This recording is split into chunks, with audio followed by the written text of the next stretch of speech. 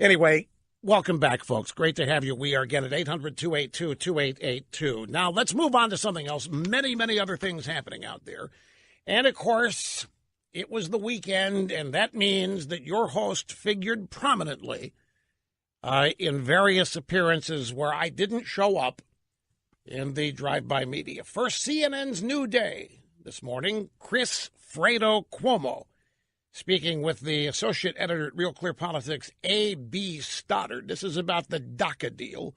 And Fredo says, what are the prospects now for the DACA deal? What's going to happen here? It's really hard to believe that it wasn't a naked base play.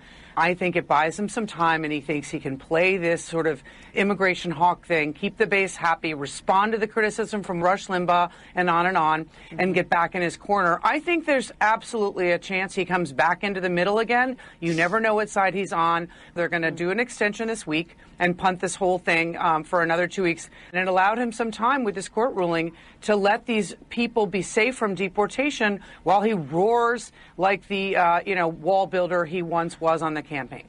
Want me to translate that? What A.B. Stoddard is saying is that Trump has no intention of deporting the Dreamers. He has every intention of continuing Obama's deal, but having Congress do it, because Obama's deal was unconstitutional. The whole Dreamer DACA thing was unconstitutional, and it's on that basis that Trump has canceled it, pending Congress coming up with their own legislation to deal with it. And a federal judge, a never-Trumper federal judge, has told Trump he can't do it. And she's saying that Trump likes that. Trump likes the fact this is delayed because he doesn't want to kick him out of the country. And all of this talk about these countries being hellholes and stuff and talking tough on DACA, that's just to placate people like me and other people who believe Trump meant it when he was anti-illegal immigration during the campaign. And we believe Trump meant it when he said he was going to build a wall. He's just buying time here. He's trying to keep people like me from yipping at him too much. But as time goes by, Trump's going to basically just do what Obama did, and the Dreamers are going to be immortalized forever and all time. And it's just a matter that Trump has to play this. While he's going to do that, he has to make me and others think that he's still a hardliner on this stuff. In fact, he may have even called these places the hellholes, the comment there, to placate Trump supporters, because it's well known in the drive-bys that a lot of people agreed with Trump. I did an informal survey. I played golf Saturday, too. And believe me, this is a diverse group of people. And they're all achieved. They're all either still working or retired, and they're all corporate at the highest levels. So I just took an informal survey at breakfast. And I said, look, with no bias in the question, with no wrong answer, can any of you tell me if you were distressed for any reason over Trump's references to African countries, whatever, what he said? And not a single one of them, and we're talking double-digit numbers here, not a single one of them had a problem with it, and in fact, all of them supported it. And frankly, it surprised me. I thought there would be at least one or two who would say, I think it's unprecedented. I don't disagree with the sentiment, but I just can't believe that he says these kinds of things that people, but I didn't even get that.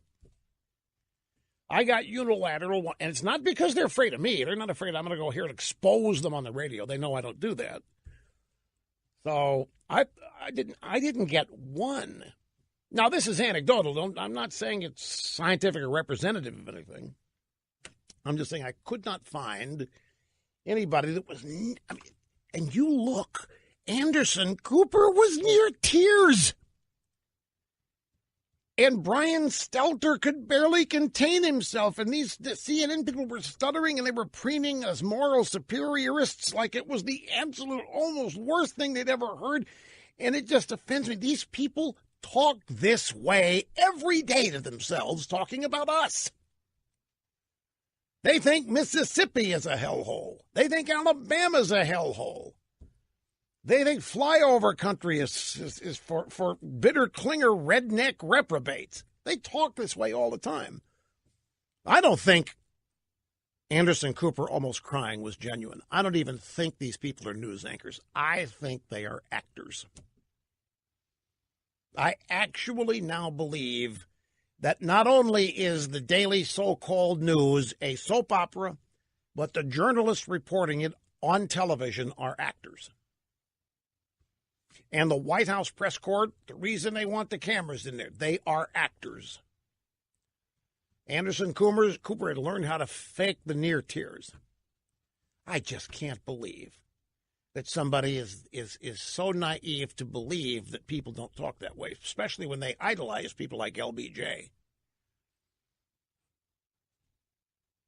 You know, Obama, there was a story in The Atlantic in 2016 by Jeffrey Goldberg, and it was entitled The Obama Doctrine. And the four-letter word for excrement appears in this story 9 times. 9 times Obama uses the term. And in one instance in this story, Barack Hussein Obama, the hero of refinement and sophistication and temperament to all of these people on the left, refers to Libya as an excrement show. He refers to a country, not as an excrement hole, but an excrement show.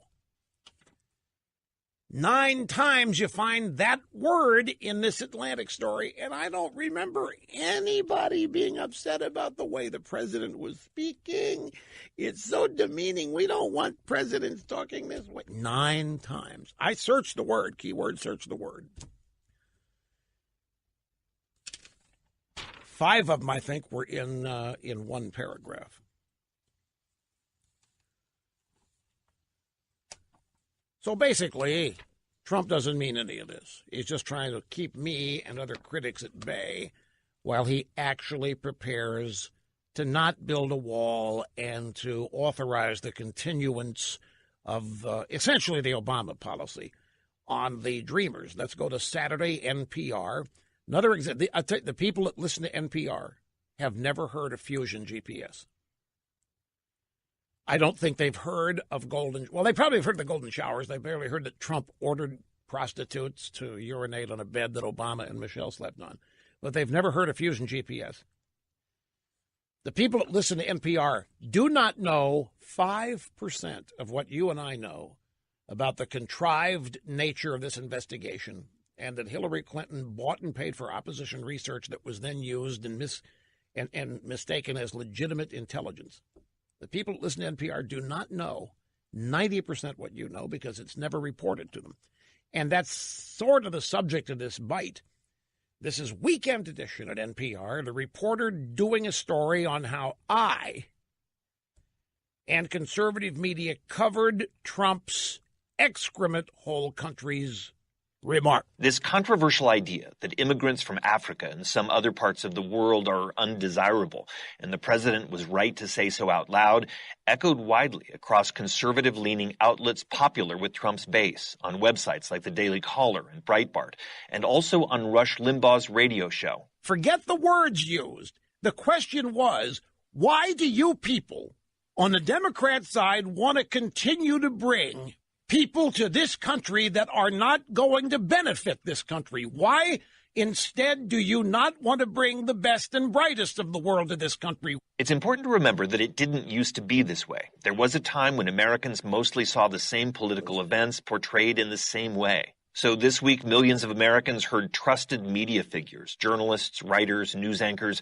describe the president as vulgar, offensive, even racist and bigoted. Meanwhile, millions of other Americans opted for equally trusted media who described Trump as plain-spoken, a truth teller willing to violate the norms of political correctness. So, you see, NPR has to explain to its audience what its audience does not know, and that is that there is a segment of society that was not offended by Trump's butthole comments. And then he lamented, you catch, there used to be a day when this wasn't so. It's important to remember that it didn't used to be this way. There was a time when Americans mostly saw the same political events. Yeah, back when the left had a monopoly on the news. But that monopoly was effectively blown up on August 1st, 1988, when this program began, and then all the other conservative media that came after. So now there is a full-fledged, legitimate, and credible conservative media that the people that listen to NPR do not watch or listen to.